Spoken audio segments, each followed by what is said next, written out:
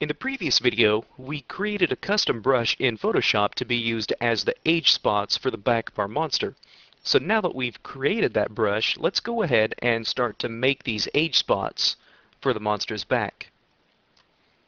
Okay, so looking back into Photoshop, here's the age spot brush that we created in the last video. So now what we can do is use this brush to make the age spots on our monster. Okay, and we may need to go in before we use this, we may need to actually make some adjustments to this brush itself.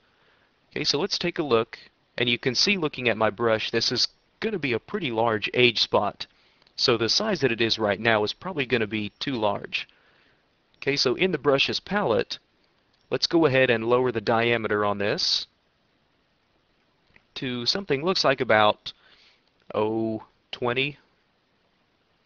Yeah, it looks like about 20 is going to be about the right size for this. And now what we can do is come in and adjust some of these other attributes. Let's go ahead and take the spacing out a little further.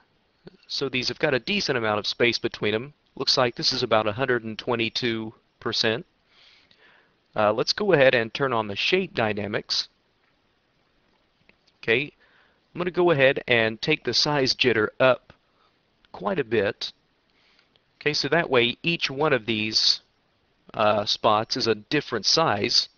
I'm going to go ahead and make sure that the angle jitter is up fairly high, so that way these all have a different orientation. And that's the only attribute I want turned on, is the shape dynamics. Okay, so let's test this. Let me undo that a few steps. And let's actually take this size jitter up a little bit higher. And now that I've got this set up to where every time I touch my pen, it'll really put only one dot. But each one of these dots is a completely different, completely random size. Okay, so, and that's really what I want, because now just touching this once in each one of these areas, this gives me a very specific control over where these dots are going to be placed, because I want to make sure that the dots do not cross this line, because otherwise you'll see that as a seam in the texture. So you want to make sure that all the dots that you paint stay within this UV area. Okay, so let's go ahead and make a new layer. For these, we'll call these age spots. Okay, I'm going to go ahead and let's choose this darker purple color from the swatches, and let's see how this looks. Okay, and looks like I'm probably going to want to make these a little bit darker. So let's make these a darker purple. Okay, that's better. So now what I want to do is go through and just add a few random spots. Okay, and some of these spots you may find are coming in a little bit too large.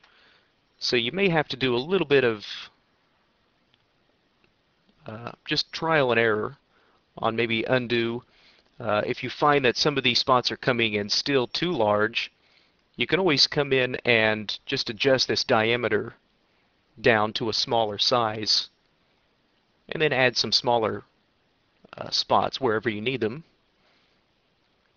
Okay, so once I've got just a few random spots placed, let's first of all check and make sure that we don't have any stretching in Maya.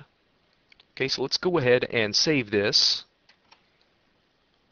Okay, let's go back to Maya and update this. Okay, so here's what the spots actually look like now within Maya. And you may see a few areas that have a little bit of stretching in it, areas like this. It may be possible within Maya to actually go in and adjust these. So let's take a look at the UV texture editor. Okay, let's try and see where this stretching is happening.